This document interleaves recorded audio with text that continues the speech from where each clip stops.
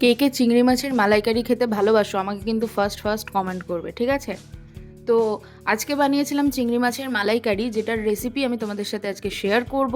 তো চলো দেখে নিই কী কী দিয়েছিলাম। ফার্স্টে চিংড়ি মাছগুলোকে ভালো করে কেটে পরিষ্কার করে নিয়ে ভেজে নিয়েছি। তারপরে গরম তেলে অল্প একটু জিরে আর সাথে গোটা গরম মশলা দিয়ে ফোড়ন দিয়ে অল্প একটু পেঁয়াজ কুচি দিয়ে হালকা ভেজে তারপর পেঁয়াজ বাটা দিয়েছিলাম। তোমরা যদি পেঁয়াজ বাটাই খাও, কুচি না খাও, মানে কুচি কেন বলছি, কুচি না খাও তাহলে অ্যাভয়েড করতে পারো, কোনো অসুবিধা নেই। তারপরে পেঁয়াজ ভেজে নিয়ে তারপরে দিয়েছিলাম আমি আদা বাটা, সেগুলোকেও ভালো করে সতে করেছি। দেন তারপরে যেই গুঁড়ো মশলাগুলো হয় সেগুলো সব একটা একটা করে দিয়েছি।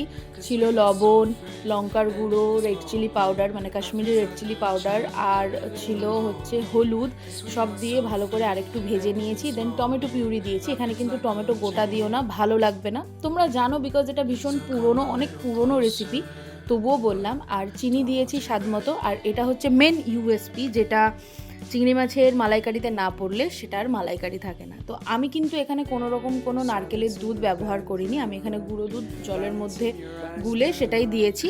আর তারপরে ভেজে রাখা চিংড়ি মাছগুলো দিয়ে দিয়েছি। দেন তারপরে হালকা করে নাড়াচাড়া করে ঘি গরম মশলা দিয়ে নামিয়ে ফেলেছি। তারপরে আর কি গরম গরম সার্ভ করে দিয়েছি। খেতে কিন্তু অসাম হয়েছিল, তোমরা দেখো। তারপরে সাবস্ক্রাইবও করো না। এই কথাটা রোজ বলতে বলতে আমি বোর হয়ে গেছি, তো এটাই বলবো যে দেখো, তারপর ইচ্ছে হলে করো, না হলে করো না। এখানে আমার আর কি বলার আছে বলো?